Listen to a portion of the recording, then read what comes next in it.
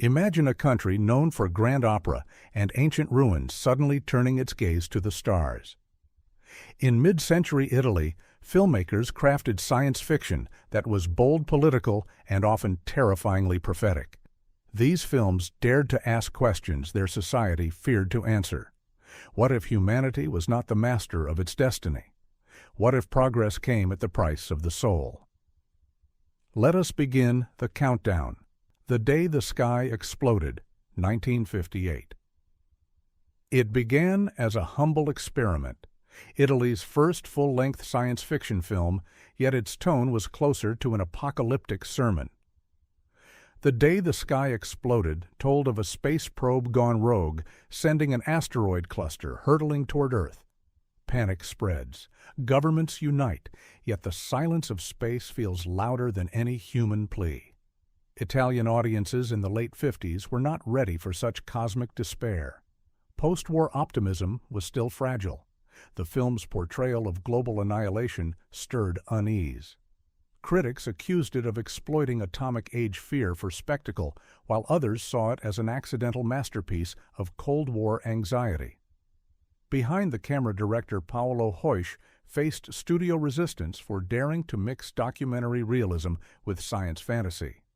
The project nearly collapsed due to budget shortages and censorship that trimmed scenes showing government failure. Over time, the film found its audience among disaster movie lovers who saw its rough edges as charm. Today, it stands as Italy's strange first step into the infinite. Wild, Wild Planet, 1966. A kaleidoscope of color and chaos.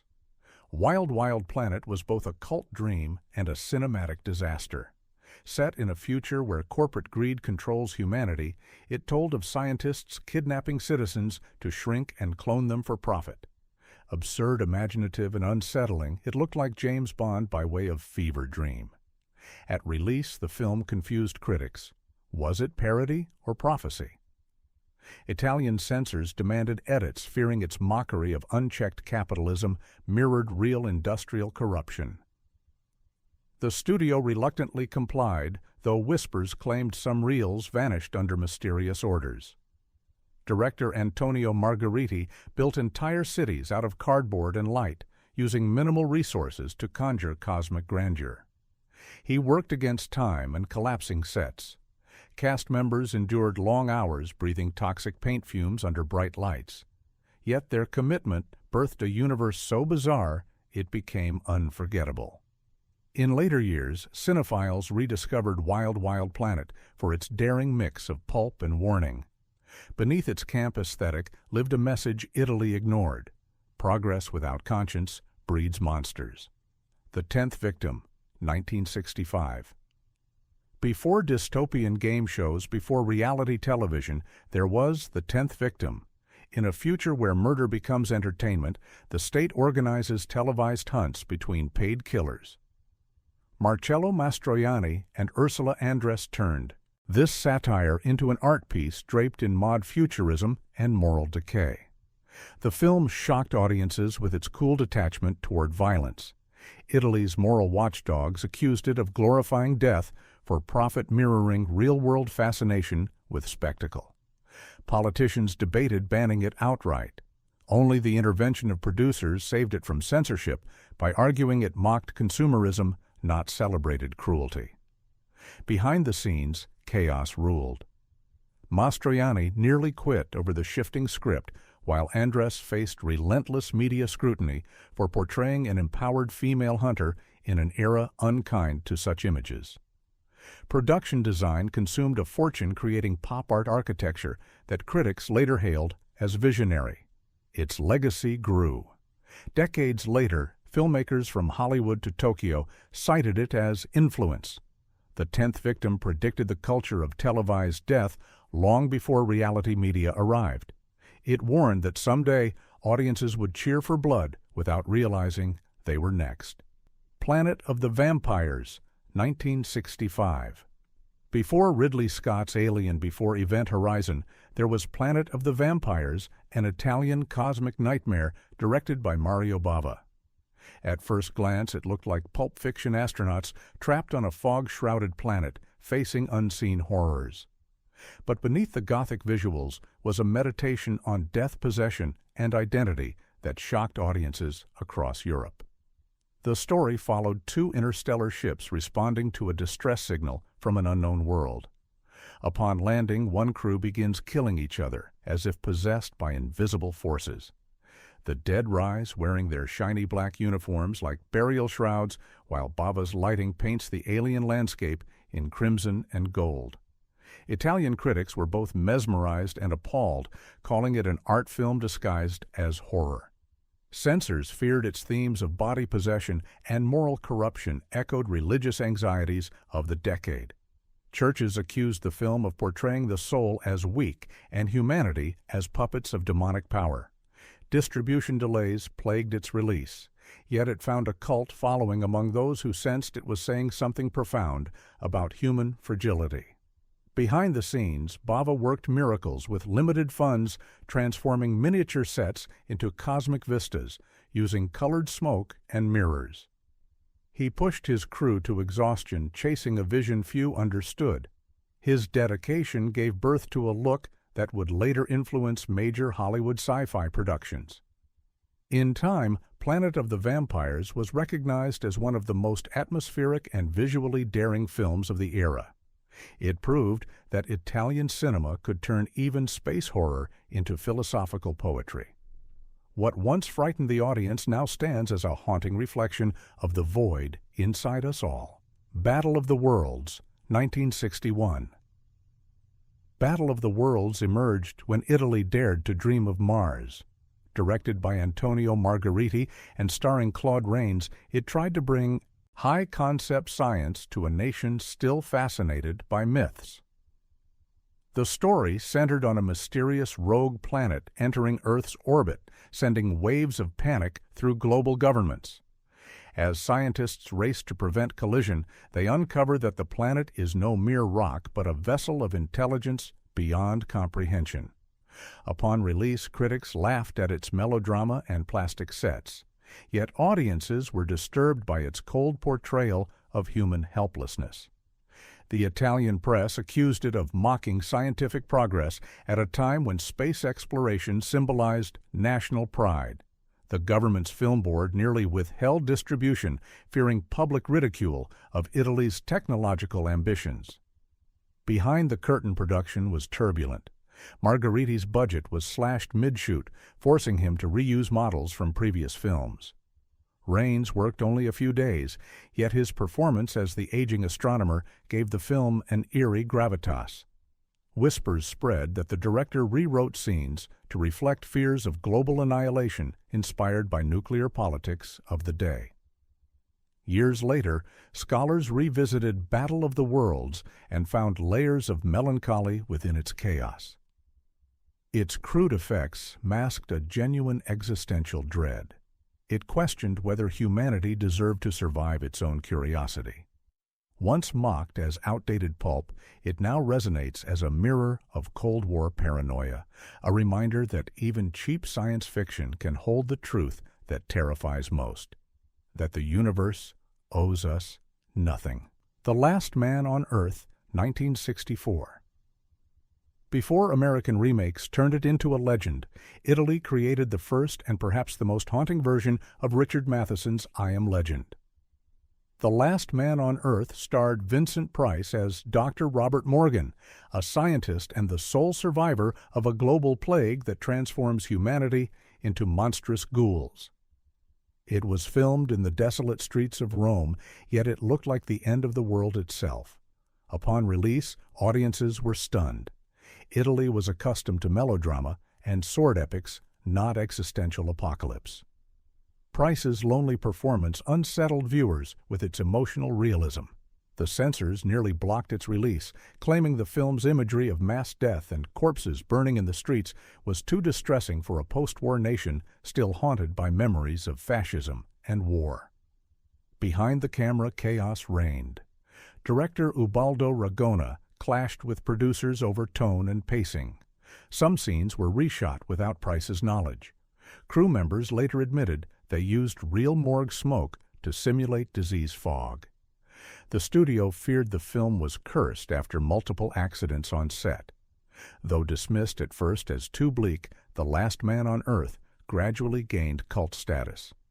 Foreign critics praised its use of silence and isolation.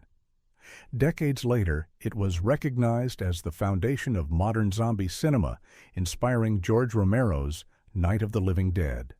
Its legacy lives on as a vision of despair wrapped in poetic solitude. Beneath the ash and ruins, the film whispers a warning that humanity's extinction might come not from monsters, but from its own refusal to change.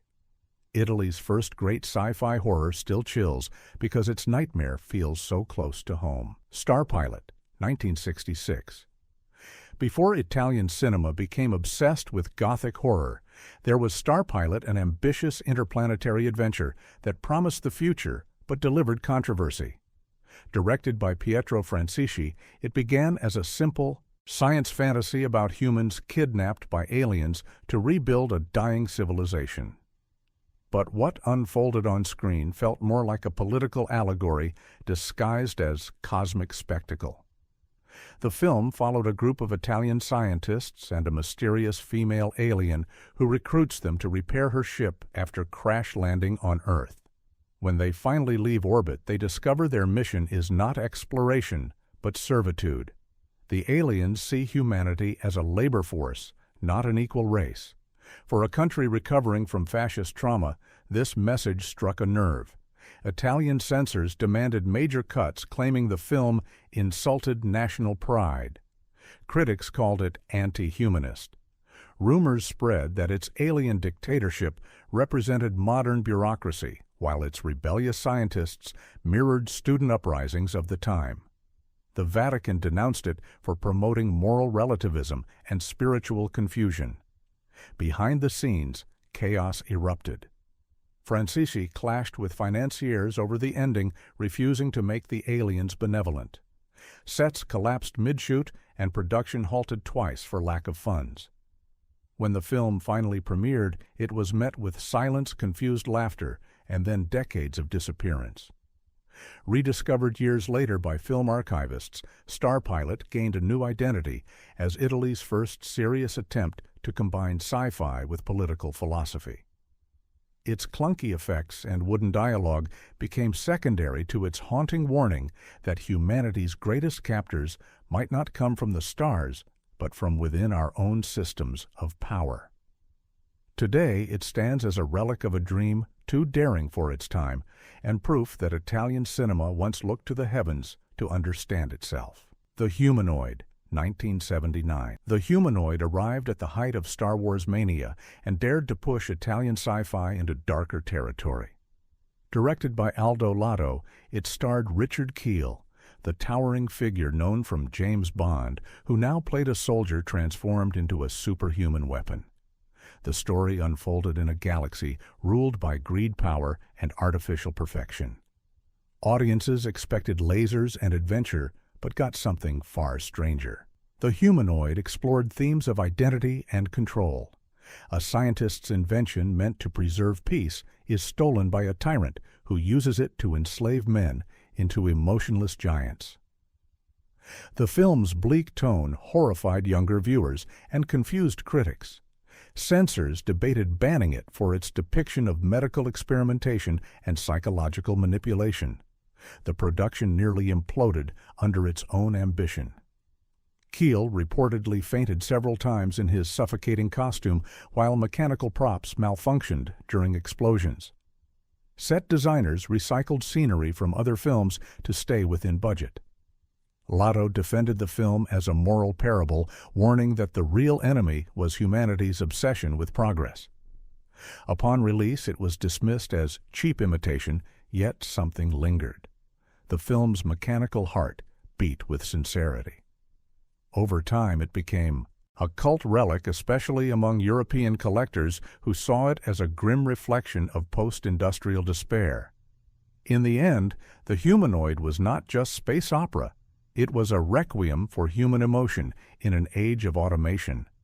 Its haunting final scene, where a machine sheds a single tear, remains one of Italian cinema's most poetic images of technological guilt.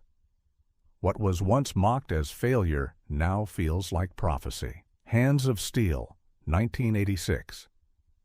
When Italian directors ran out of stars, they turned to muscle.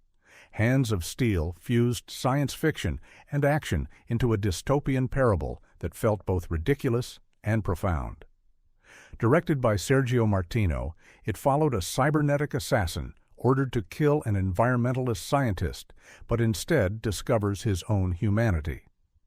At first glance, it seemed like another Terminator imitation, but beneath the sweat and steel was a warning about dehumanization.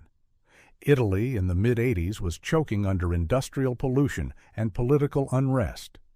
The film's toxic deserts and poisoned rivers mirrored real landscapes scarred by factories.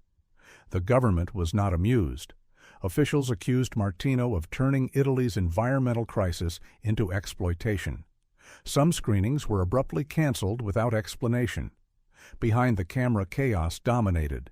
Lead actor Daniel Green injured his shoulder during a fight scene, but continued shooting while medicated. Crew members slept in desert trucks during heat waves, and local authorities threatened to shut production for safety violations. Despite everything, Martino pushed forward, claiming the story was about conscience, not violence. Upon release, audiences were divided. Critics mocked its macho tone while fans celebrated its unfiltered intensity. It found cult status on home video, especially in America, where it was retitled and misinterpreted as pure action. Yet those who looked deeper saw its message, that the perfect machine is the one that chooses not to kill.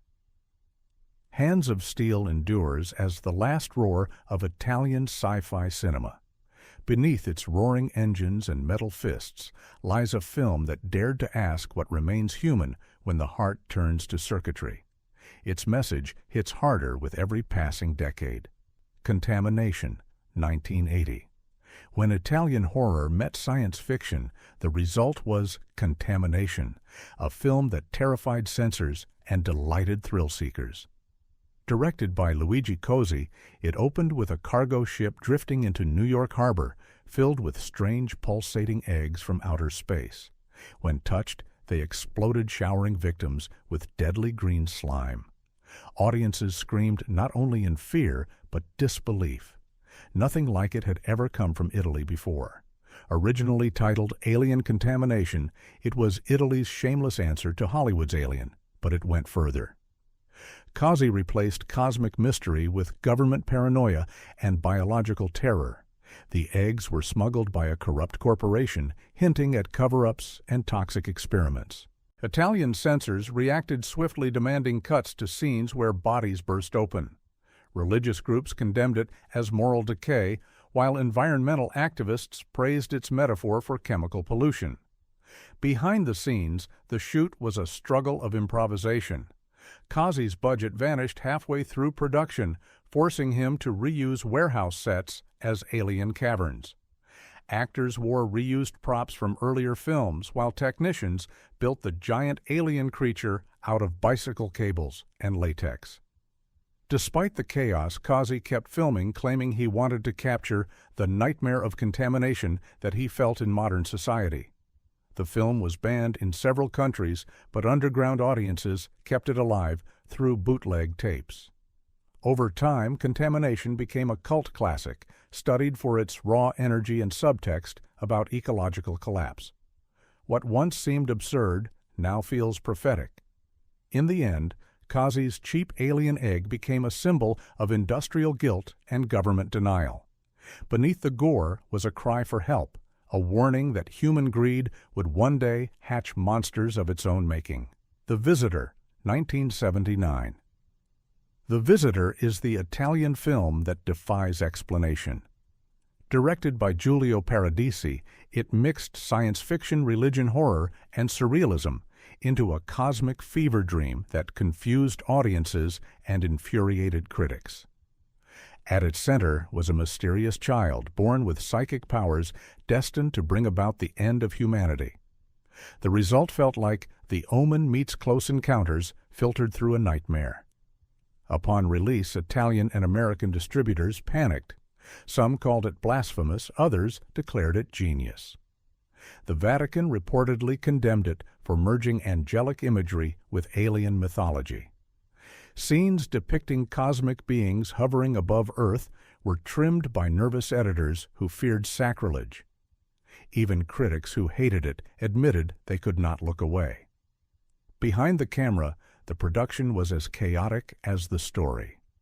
Paradisi battled producers who demanded commercial clarity. Actors, including John Huston and Glenn Ford, found themselves lost in dialogue that shifted daily. Lights failed during key sequences, leading the crew to shoot under surreal flares of natural sun. Paradisi later confessed he felt possessed by the film as if something unseen guided his hand. Audiences left theaters baffled or transfixed. Decades later, The Visitor was rediscovered as a lost masterpiece of dream logic inspiring directors like Nicholas Winding Refn and Panos Cosmatos. Film historians now call it the most ambitious science fiction ever made in Italy. It stands as proof that art does not need coherence to touch the soul. The Visitor showed that divine and alien could be the same unknowable force. Its message was terrifyingly simple. Perhaps God himself is just another visitor watching from the void. Barbarella, 1968. Few films shocked Italy or the world like Barbarella. Directed by Dino Di Laurentiis and Roger Vadim, it turned science fiction into sensual art and transformed Jane Fonda into a futuristic icon. While often remembered for its surreal visuals and extravagant costumes, Barbarella was also a bold political satire about power, freedom, and corruption disguised as space adventure. The film followed Barbarella, an intergalactic agent sent to capture a mad scientist threatening universal peace. What began as light-hearted fantasy soon descended into absurd violence and surreal temptation. Italian critics were torn. Some hailed it as a masterpiece of visual imagination, others denounced it as moral collapse. Religious authorities called for its ban, accusing it of mocking purity and divine order. Behind the scenes, the film's production was pure anarchy.